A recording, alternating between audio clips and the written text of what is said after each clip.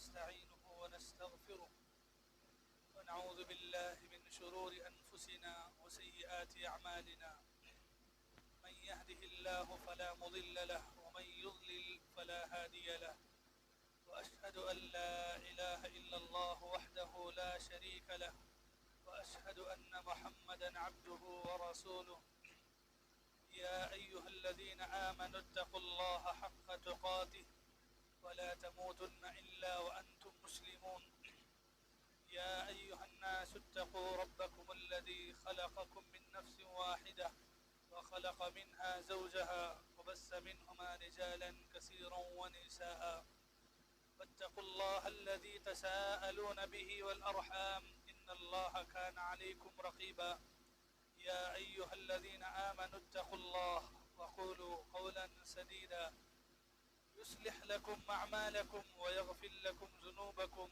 ومن يطع الله ورسوله فقد فاز فوزا عظيما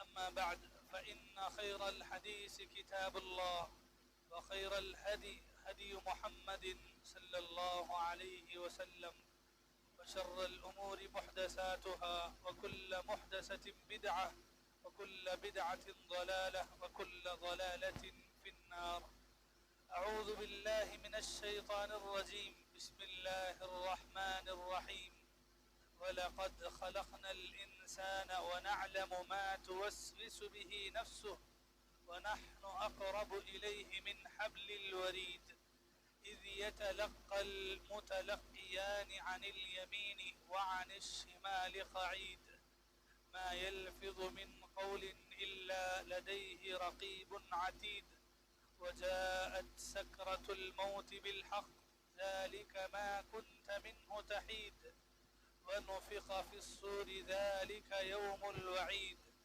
وجاءت كل نفس معها سائق وشهيد وقال الله تبارك وتعالى لقد رضي الله عن المؤمنين إذ يبايعونك تحت الشجرة فعلم ما في قلوبهم فأنزل السكينة عليهم وأثابهم فتحا قریبا. قابل احترام بزرگوں، نوجوان ساتھیوں، پردے میں بیٹھی اسلامی ماؤں اور بہنوں، تمام قسم کی تعریفیں، حمد و ثنا، ہر قسم کی کبریائی اور بڑائی اللہ رب العالمین ہی کے لیے لائق و مناسب ہے. بے شمار درود و سلام نازل ہو سارے ہی پیغمبروں اور رسولوں پر، خاص کر کے میرے اور آپ کے پیارے نبی جناب محمد الرسول اللہ صلی اللہ علیہ وسلم کی ذات مبارکہ پر. اللہم صلی علی محمد وعلی آل محمد وبارک وسلم. محترم حضرات، خطبے کے شروع میں میں نے آپ کے سامنے سورۃ الفتح سورہ نمبر 40 پر 8 کی آیت نمبر 18 آپ کے سامنے تلاوت کی.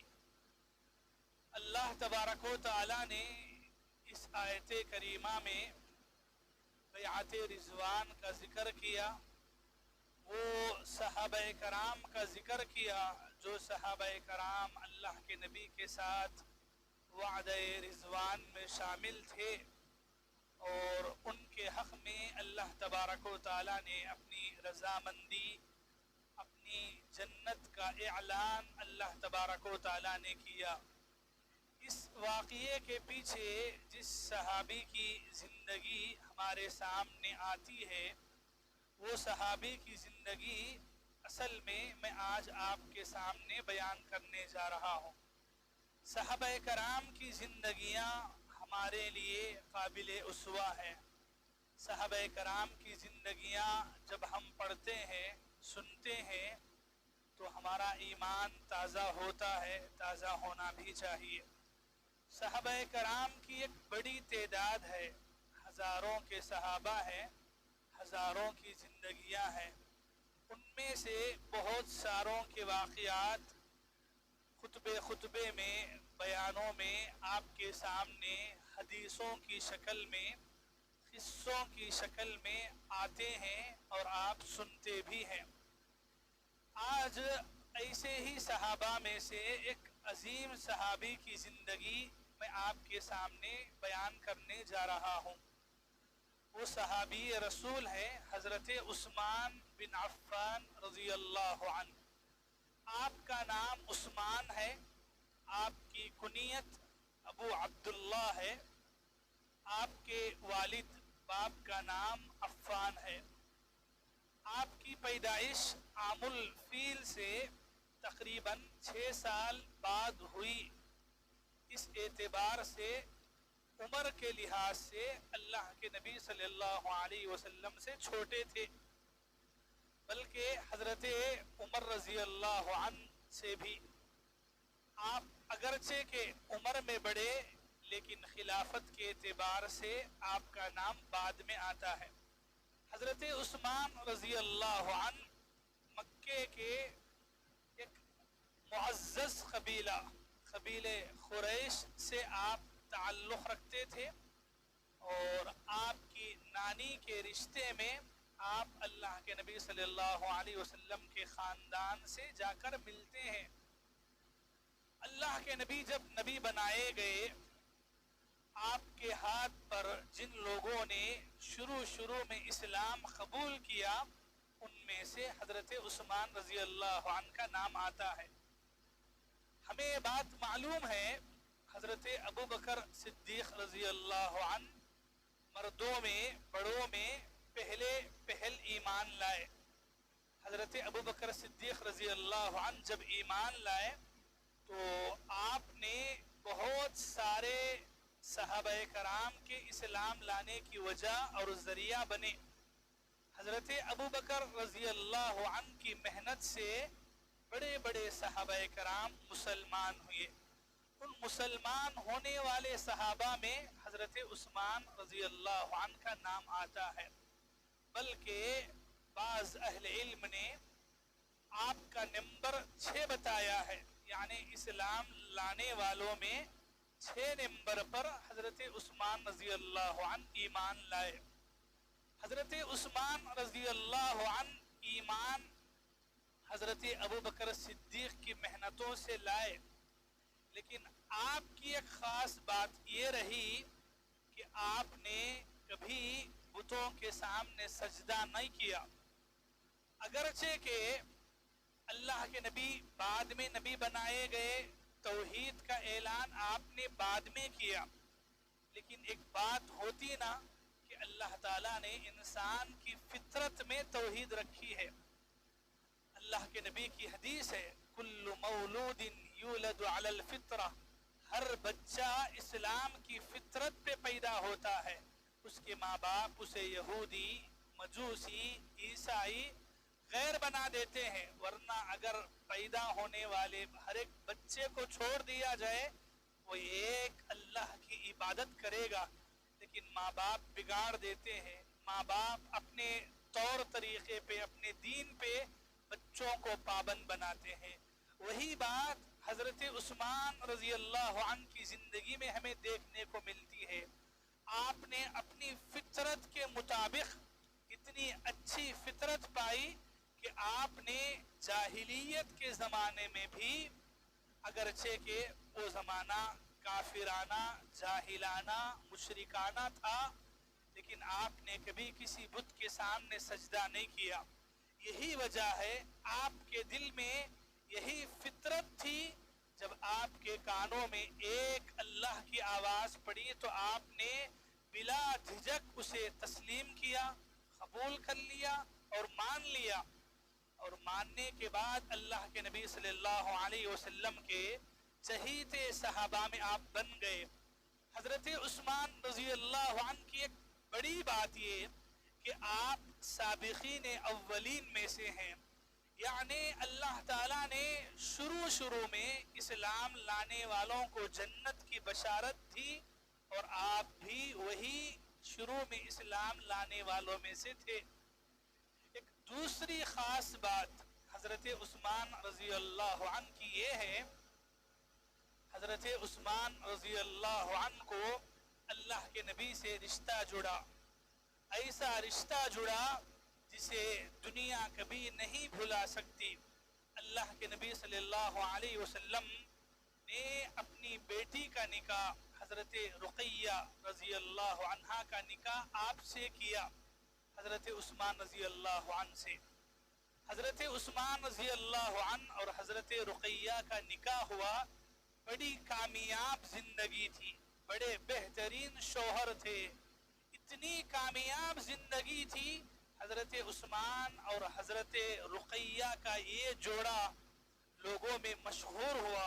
न सिर्फ मक्के में बल्कि मदीने में चर्चा था इस जोड़े का, इस पाकीज़ा रिश्ते का, इस मोहब्बत भरे जोड़े का।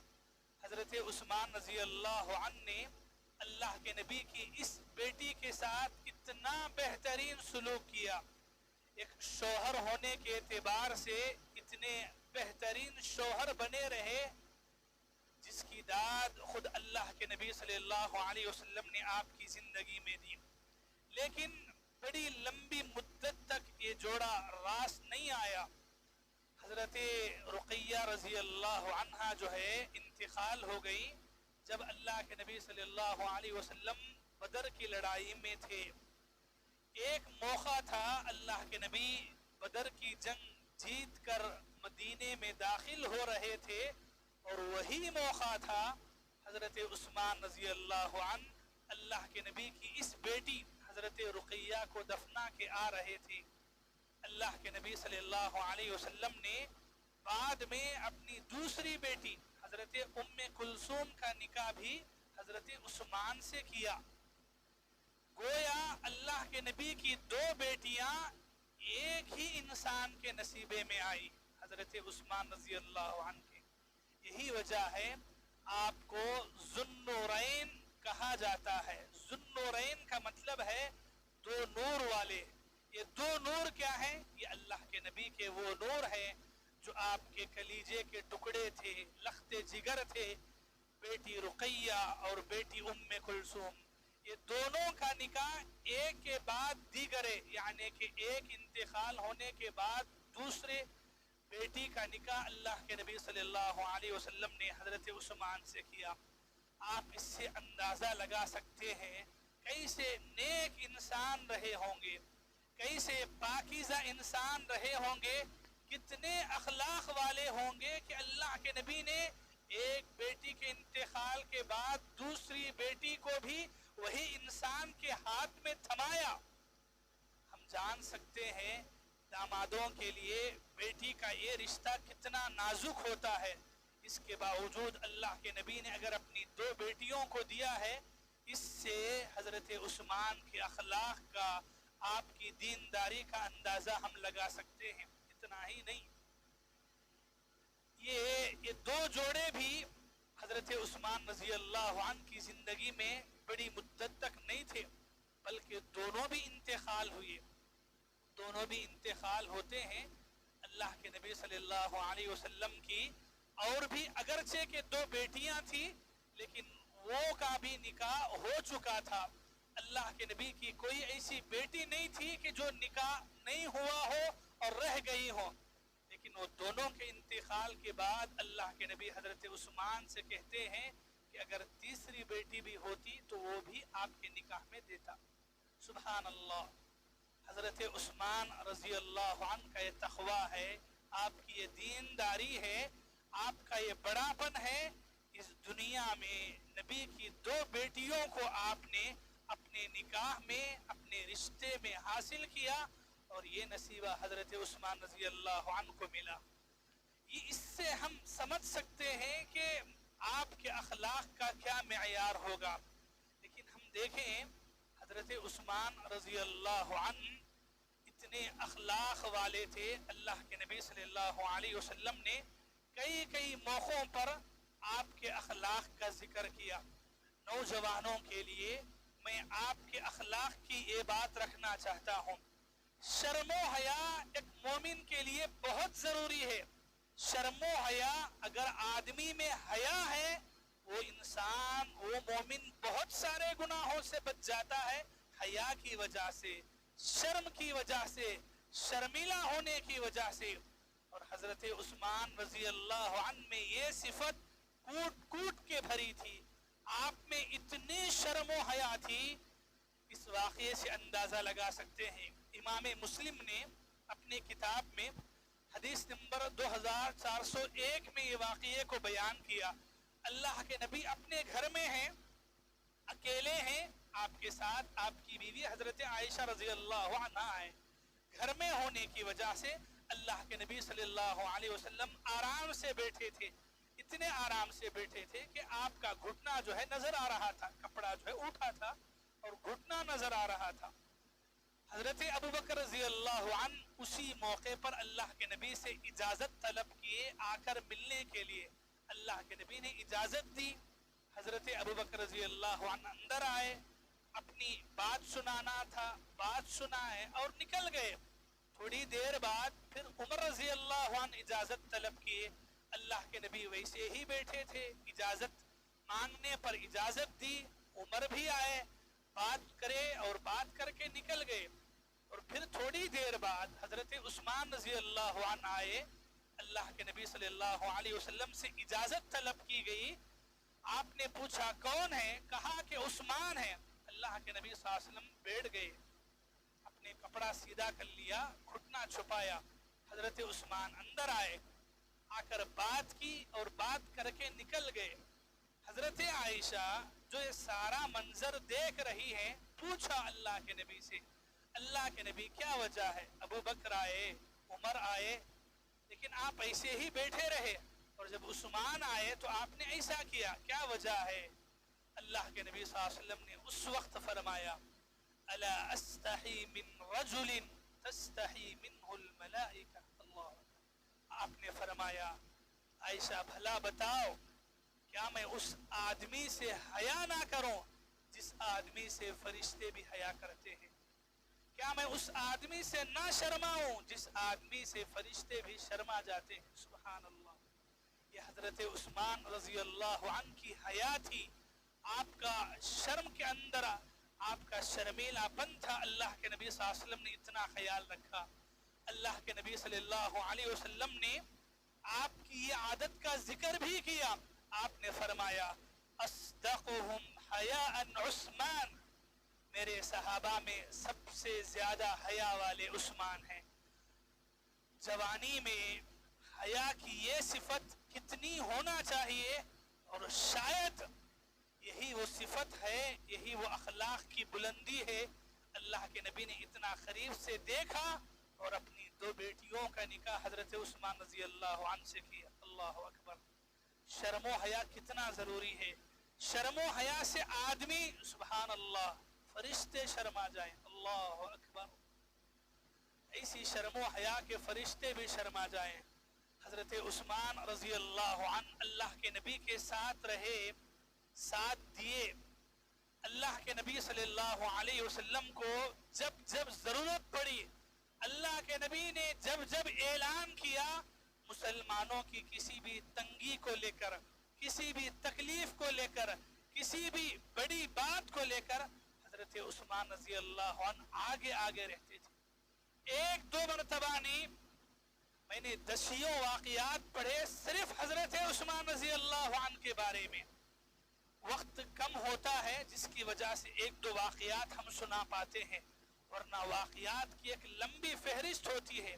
حضرت عثمان رضی اللہ عنہ اللہ کے نبی کے وہ عظیم صحابی ہیں، اللہ کے نبی نے جب جب مسلمانوں کی پریشانی کی بات سنائی، حضرت عثمان نے کہا کہ اللہ کے نبی میں حاضر ہوں۔ اللہ کے نبی، یہ ہے عثمان جو آپ کے لیے، آپ کے صحابہ کی خدمت کے لیے حاضر ہے۔ اللہ کے نبی کے زمانے میں ایک بڑا مسئلہ پیش آیا۔ جب مسلمان مکہ سے مدینہ ہجرت کر کے آئے، مدینے میں نئے تھے، گاؤں نیا تھا، شہر نیا تھا، لوگ نئے تھے، ماحول نیا تھا، یہ سارے مسائل کے بیچ میں مسلمان جی رہے تھے۔ مسلمانوں کے لیے ایک مسئلہ ہوا کہ پانی کہاں سے ملے۔ پورے مدینے میں ایک کنواں تھا، اور وہ کنواں بھی ایک یہودی کے قبضے میں تھا، اور وہ یہودی پانی پیسوں کے عوض بیچتا تھا۔ ہم جان سکتے ہیں کہ پانی کا مسئلہ کتنا بڑا مسئلہ ہوتا ہے، پینے کے لیے بھی استعمال کے لیے بھی، اور وہ زمانے میں کہیں جب بور نہ ہو اور اتنی تنگی ہو، اللہ کے نبی صلی اللہ علیہ وسلم نے یہ تنگی کو سامنے رکھا، اعلان کیا. آپ نے فرمایا کون ہے من باع بئر حفر رعم فلہ الجنہ. آپ نے اعلان کیا کون ہے جو اللہ کے لیے یہ کنواں یہ بوڑی خریدے اور مسلمانوں کے لیے وقف کر دے تو اس کے لیے میں جنت کی بشارت سناتا ہوں. حضرت عثمان رضی اللہ عنہ گئے، جس پر 5000 درہم اپنے گھر سے لائے، یہودی کے ہاتھ میں تھمایا، وہ کنواں اپنے نام کیا، اللہ کے نبی کے پاس آئے اور کہا کہ اے اللہ کے نبی آپ گواہ رہیں، میں نے یہ کنویں کو مسلمانوں کے لیے اللہ کی رضا اللہ کی جنت کو پانے کے لیے وقف کیا. سبحان اللہ. اور اس طرح سے حضرت عثمان رضی اللہ عنہ اللہ کے نبی کی زبان سے جنت کی بشارت پانے والوں میں ہوئے. آپ نے کہا تھا کہ یہ کنواں خرید کے مسلمانوں کے نام پہ وقف کرنے والے کے لیے جنت ہے. میرے بھائی، دولت ملنا جہاں بڑی بات ہے، دولت کے ساتھ اللہ کے راستے میں خرچ کرنا یہ نصیبے کی بات ہے. ورنہ دولت کتنوں کے پاس نہیں ہوتی ہے، ہزاروں لوگوں کے پاس ہوتی ہے، لیکن جب دین کی بات آئے، اللہ رسول کی بات آئے، اللہ کے نام پہ لٹانے کی بات آئے، کون بھلا سکتا ہے عثمان رضی اللہ عنہ کی ایسی حدیثوں کو، آپ کے ایسی قربانیوں کو، جس پر 5000 درہم وہ زمانے کے اعتبار سے بہت بڑی رقم ہے، بہت بڑی رقم. اتنی رقم اللہ کے نبی صلی اللہ علیہ وسلم کی ایک بات پہ خرچ کیا. دین کے لیے کیا کیا صحابہ نے؟ اس ایک صحابی کی زندگی پڑھیں جی آپ. آج ہماری زبان، آج ہماری جیب سے 1000 سووں میں نکلنا مشکل ہے، ہزاروں میں تو نکالنے کی سوچتا بھی نہیں ہے آدمی. اور یہاں دیکھیں آپ اللہ کے نبی کی ایک بات پر، اور یہ مت سمجھیے کہ ایک بار ہوا ہوگا، نانا، اللہ کے نبی کی زندگی میں کئی بار ایسا ہوا اللہ کے نبی صلی اللہ علیہ وسلم کے ایک اعلان پر، ایک بات پر اپنی پونجی کو، اپنی دولت کو لا کے کھڑا کیا کہ آپ کو نہیں پتا جنگ تبوک کا موقع ہے، ایک دم گرمی کا زمانہ ہے، کھیتوں کی باغوں کی کٹائی کے دن ہے، اور اسی حالت میں یہودیوں کے ساتھ جنگ پڑ جاتی ہے. اللہ کے نبی اعلان کرتے ہیں کہ اتنی تنگی میں کھانا پینا مشکل ہے تو جنگ کے لیے لوگ کہاں سے نکلیں گے؟ پھر بھی اللہ کے نبی نے اعلان کیا مسلمانوں کے لیے تنگی ہے، حالت جہاد ہے، کون ہے جو اللہ کے راستے میں خرچ کرے؟ حضرت عثمان رضی اللہ عنہ لائے پیسہ، کتنا معلوم ہے؟ 1000 دینار. 1000 دینار بولے تو وہ زمانے میں ایک دینار میں ایک بکری آ جاتی، بکرا، ایک بکرا خرید سکتے تھے صرف ایک دینار میں. 1000 دینار اللہ کے نبی کے پاس لائے، بولے کہ اللہ کے نبی یہ ہے جو میں نے تبوک کے لیے مسلمانوں کے لیے وقف کیا. اللہ کے نبی صلی اللہ علیہ وسلم جانتے تھے آپ کو خطر تھی ایسے نیک کام کرنے والوں کی. آپ نے وہ دینار اپنے ہاتھ میں لیے، دونوں ہاتھوں سے اٹھائے، ایک ہاتھ سے دوسرے ہاتھ میں ڈالتے جا رہے تھے، اور زبان سے الفاظ اللہ کے نبی نے کہا تھا ما ضر عثمان ما عمل بعد هذا اليوم. اللہ اکبر. کہا کہ آج کے بعد زندگی میں عثمان کیا بھی کر لے کچھ فرق نہیں پڑے گا، جنت اتنی گارنٹی ہے، جنت میں جانے سے اسے کوئی چیز نہیں روک سکتی آج کے دن کے بعد. اللہ اکبر. کون بول رہے؟ اللہ کے نبی. سبحان اللہ. کتنی بار جنت کی بشارت پائی. اللہ اکبر. میرے بھائیوں، اس ایک صحابی کی زندگی کو پڑھتے جائیں، آپ یقین مانیں ہمیں ہماری قربانیاں کم کیا زیرو لگیں گی کہ ہم نے دین کے لیے کیا کیا ہے، ہم نے دین کے لیے کیا خرچ کیا ہے، ہم نے دین کے لیے کیا قربانی دی. کیا سوال یہ ہے کہ قربانی کیا دی ہے؟ یہاں ایک انسان اتنی بار آ رہے ہیں اور ہر بار اللہ کے نبی کی زبان سے جنت کی بشارت لے کے جا رہے ہیں. سبحان اللہ.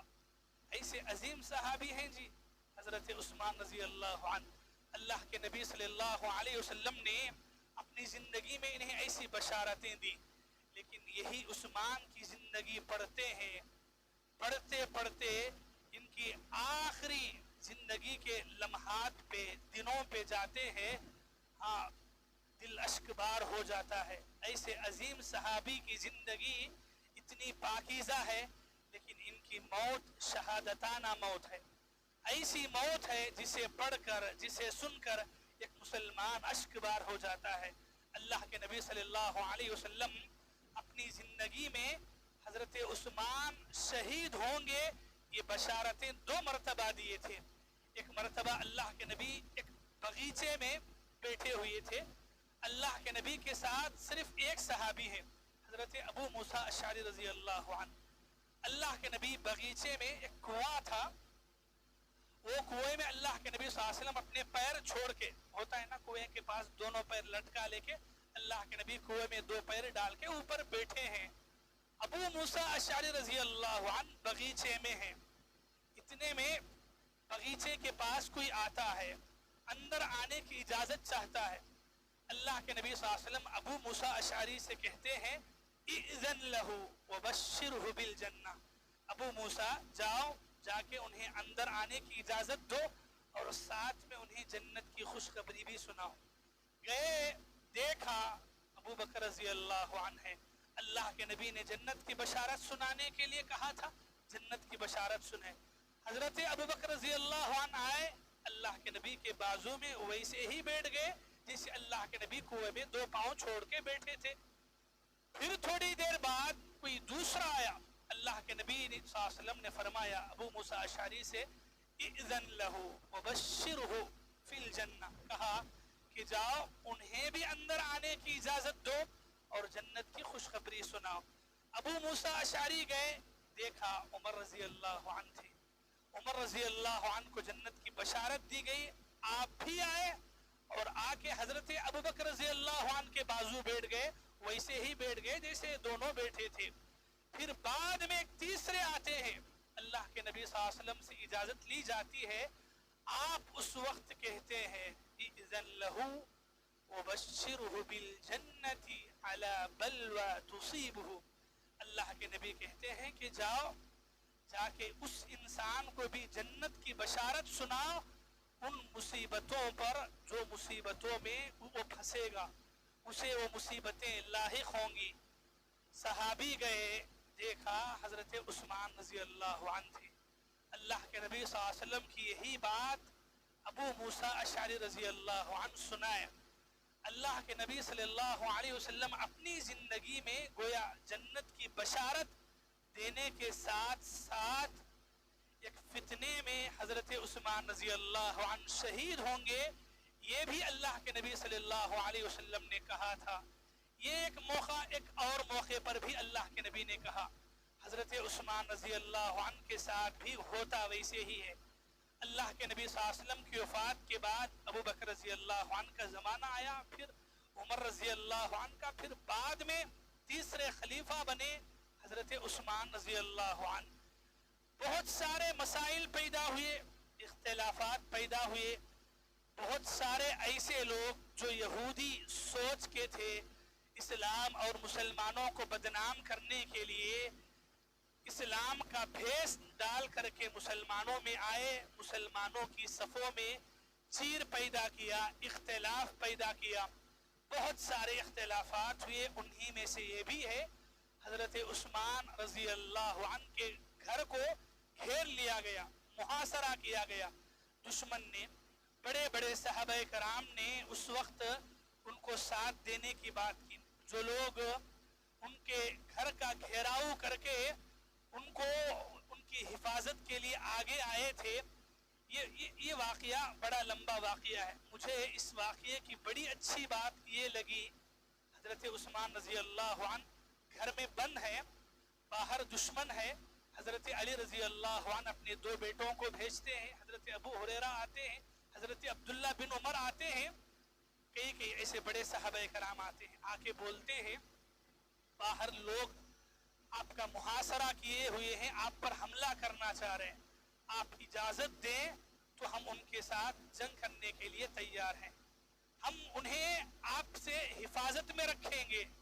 حضرت عثمان رضی اللہ عنہ سے اجازت طلب کی گئی۔ حضرت عثمان رضی اللہ عنہ نے کہا اللہ اکبر، کہا کہ اگر واقعی میں میرا ساتھ دینا چاہتے ہو، نبی کے اس شہر میں خون خرابہ نہ کرو۔ اللہ اکبر، میرا ساتھ دینا چاہتے ہو تو میرا ساتھ اتنا ہوگا، اپنی تلواریں اپنی نیام میں رکھ لو۔ نیام بولتے ہیں تلوار رکھنے کی جگہ، کہا کہ اپنی تلواریں اپنی نیام میں رکھ لو، مدینے میں نبی کے اس شہر میں خون خرابہ نہ ہو۔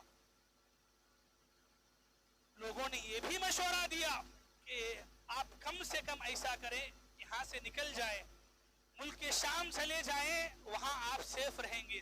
حضرت عثمان رضی اللہ عنہ نے کہا میرا دل گوارا نہیں کرتا کہ میں نبی کے شہر کو چھوڑ کر کسی اور شہر کو جاؤں۔ اللہ اکبر، حضرت عثمان رضی اللہ عنہ اپنے گھر میں رہے۔ 40 دنوں بعد دشمنوں نے بڑی بے دردی کے ساتھ اس صحابی کو شہید کیا۔ حضرت عثمان رضی اللہ عنہ اللہ کے نبی صلی اللہ علیہ وسلم کی زبان سے ایک مرتبہ نہیں، کئی مرتبہ جنت کی بشارت پانے والے صحابی، ایسے صحابی اتنی بے دردی کے ساتھ شہید کیے گئے۔ دنیا نے دیکھا، آسمان نے دیکھا، وہ کتنا بھاری دن ہوگا جب ان کی اولاد پر، آل رسول پر یہ دن کتنا بھاری گزرا ہوگا، جس دن مسلمانوں کا خلیفہ اس طرح سے شہید ہوتا ہے۔ میرے بھائیوں، نبی کے صحابہ میں شہیدوں کی ایک لمبی کہانیاں ہیں۔ افسوس یہ ہے کہ ہم نے ایسے شہیدوں کی کہانیوں کو بلایا، ایسی زندگیاں ہم سے دور ہو رہی ہیں۔ آج میں نوجوانوں سے بار بار کہوں گا، ایسے صحابہ کی زندگیاں پڑھیں، ایسے صحابہ کا ایمان جیسا اپنا ایمان بنائیں۔ یہ روڈ پہ چلنے والے، یہ روڈ پہ بکنے والے، یہ روڈ پہ آپ کو ایکٹنگ دکھانے والے، ان کے پیچھے پڑھ کے اپنی دنیا اور آخرت کو برباد نہ کریں۔ محرم کا مہینہ آتا ہے، افسوس ہوتا ہے، دل پگھل جاتا ہے مسلمانوں کی یہ حالت کو دیکھ کر کہ مسلمانوں نے دین کے نام پر، پنجوں کے نام پر، کربلا کے نام پر دین کا کیسا کھلواڑ بنا کے رکھا ہے۔ پی کر پیوٹوں نے دین کے نام پر نبی کے دین کو کیسے برباد کیا ہے۔ کلیجہ منہ کو آتا ہے جب ہم محرم کے مہینے میں ایسے کرتوت مسلمانوں کے ہاتھوں سے دیکھتے ہیں، مسلمانوں کی گلیوں میں دیکھتے ہیں، مسلمانوں کی عورتوں سے دیکھتے ہیں۔ ٹوپی داڑھی رکھنے والے جب بیرلا پنڈگا کے نام سے ایسے کرتے ہیں، کیا کہیں گے؟ یہ صحابہ کی زندگیاں آپ نے بھلائی ہیں، ان کی قربانیاں کہاں، اور ہم نے دین کے نام پر دین کو کتنا برباد کیا، کتنا بدنام کیا ہے۔ میرے بھائیوں، میرے مسلمان بھائیوں، ہمارا دین پاکیزہ دین ہے، صاف ستھرا دین ہے، ایسے رسم و رواجوں سے، ایسے بدعتوں سے پوری طرح پاک ہے ہمارا اپنا دین۔ اللہ کے نبی صلی اللہ علیہ وسلم نے جو صحابہ ہمیں دے کے گئے ہیں، وہ صحابہ کی زندگیاں ایسی ہیں، ایک ایک صحابی کی زندگی کو پڑھیں، آپ یقین مانیں ہم میں سے ہزاروں بھی جمع ہو جائے، اس ایک صحابی کی زندگی کے برابر بھی قیمت نہیں ہو سکتی، ایک صحابی کی زندگی کے برابر۔ حضرت عثمان رضی اللہ عنہ کی زندگی سے موٹی موٹی باتیں میں نے آپ کو سنائی ہیں، ورنہ آپ حدیثیں پڑھیں، جن حدیثوں سے واقعات میں نے آپ کے سامنے بیان کیے، کئی حدیثوں کے واقعے کو، خلاصے کو میں نے آپ کے سامنے بیان کیا۔ مثال کے طور پہ صحیح بخاری میں حدیث نمبر 3690 پر 5، صحیح مسلم میں حدیث نمبر 4201، مسند احمد میں حدیث نمبر 5950 پر 3، ایسے چند حدیث کی کتابوں سے حضرت عثمان رضی اللہ عنہ کی زندگی کو آپ کے سامنے بیان کیا۔ ضرورت ہے، آج بھی ضرورت ہے، ہمارے اپنے نوجوان، ہمارے اپنے یوتھ اپنا آئیڈیل، اپنا نمونہ نبی کے ایسے صحابہ کو بنائیں، نبی کے ایسے صحابہ کی زندگیاں پڑھیں، اپنے بچوں کے نام صحابہ کے ناموں پہ رکھیں، ایک بار نے 10 بار رکھیں، کوئی فرق نہیں پڑے گا۔ آپ کو ابو بکر رکھنا ہے، عمر رکھنا ہے، عثمان رکھنا ہے، ایک ہی خاندان میں 2-4 جمع ہو جائیں، کوئی بات نہیں، وہ بڑا ہوگا تو پتا تو چلے گا کہ میرا نام عثمان ہے تو عثمان ایسے تھے، میرا نام ابو بکر ہے تو ابو بکر ایسے تھے، مجھے بھی ویسا بننا ہے۔ نئے ناموں کے چکر میں ہم نے اپنے صحابہ کی زندگیوں کو بھلایا ہے، اپنے صحابہ کی زندگیوں کو فراموش کیا ہے۔ میرے بھائیوں، ہمارے اپنے نوجوانوں کو، ہماری نوجوان نسل کو सहाबा की ऐसी जिंदगियां सुनाने की जरूरत है, बोलने की जरूरत है, बताने की जरूरत है। नबी की एक इशारे पर सहाबा ने, एक सहाबी ने इतना सब कुछ किया, इतनी कुर्बानियां दी दीन के लिए, इतना सब कुछ किया। तो फिर सवाल अब भी ये उठता है, हमने क्या किया? हमने दीन की खातिर क्या कुर्बानी दी? दीन के लिए हमने क्या कुछ किया? हमने कुर्बानी देना तो दूर की बात, हमने दीन को पहले अपने अंदर भी नहीं लाया, तो फिर बाहर कहां से भेजेंगे? दीन को हमने सबसे पहले अपने आप में अमल में नहीं लाया, तो फिर दूसरों को बताने वाले कहां बनेंगे?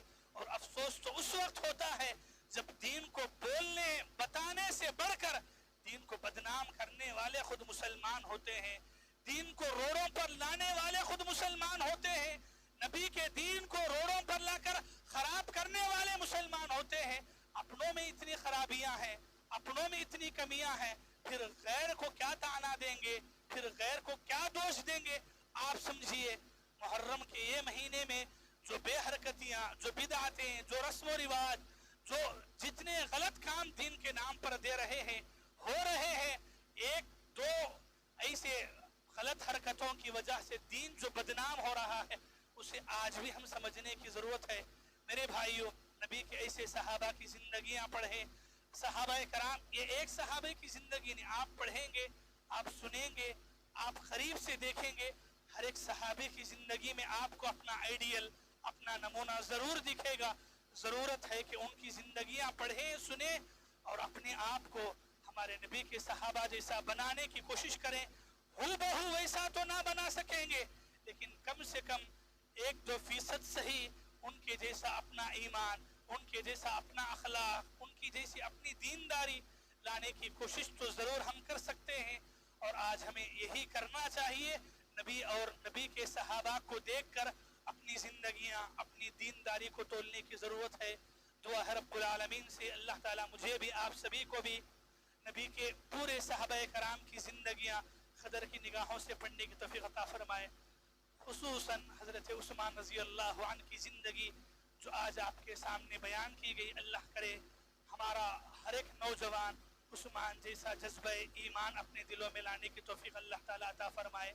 अल्लाह ताला हमारे नौजवान नस्ल को उस्मान रजी अल्लाह अन्हु जैसी शर्म हया, आपका जैसा शर्मीलापन, आपका जैसा नबी के दीन से, नबी की सुन्नतों से मोहब्बत अपने अंदर लाने की तौफीक अता फरमाए। नबी के दीन से दूर होने की वजह से जो बिदअतों रस्म रिवाजों में लोग पड़े हैं, अल्लाह ताला उनसे हमें बाहर निकलने की तौफीक अता फरमाए। नबी के दीन की इज्जत करने की, उसे सही मानों में फैलाने की तौफीक अता फरमाए। आमीन सुम्मा आमीन। अक़ूलु क़ौली हाज़ा वस्तग़फ़िरुल्लाह ली व लकुम व लिसा